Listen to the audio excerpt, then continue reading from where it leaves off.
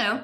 Today we're going to take a look at factoring quadratic equations using something called the x method. So let's take a look at this equation, x squared minus 6x minus 16.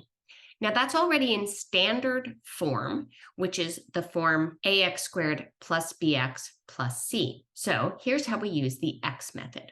First, let's put an x on the page. Now, what goes on the top of the x is a times c, and what goes on the bottom of the x is b. So in the case of this problem, a times c would be 1 times negative 16 or negative 16, and what goes on the bottom is b, and in this case, that is negative 6. Now, to fill in our two sides, we're asking ourselves the question, what multiplies to the top and adds to the bottom?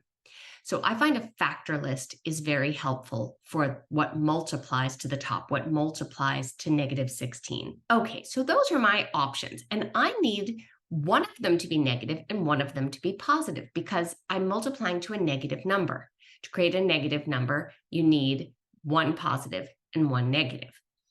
I'm going to not worry about which is which yet. I'm just going to first look at my factor pairs and say, which one could come together through addition to become a 6?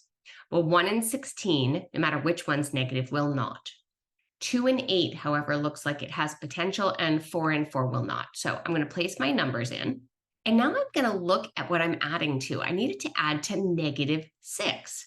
So the negative number is more powerful, as it were. It has a larger absolute value than the positive number, which means my 8 is the one that has to be negative. Negative 8 plus 2 gets me my negative 6.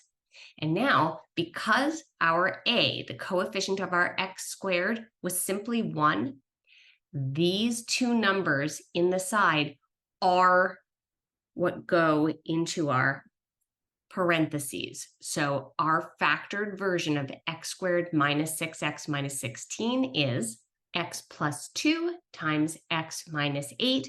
And if I want proof that I did that right, I'll do a quick FOIL. And as you recall, that's firsts, outsides, insides, lasts, which looks like, and notice again, when I do my FOIL, there's one of my side numbers and there's the other one. That's what I'm creating here. Then I combine like terms and I see that I factored it correctly because I'm right back where I started. And that is how to use the x method to factor a quadratic where the coefficient of the x squared term is 1.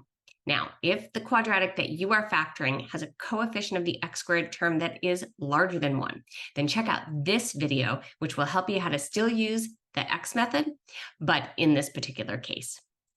And consider subscribing to my channel so that when I put out new videos, you are aware so that you can keep on mathing.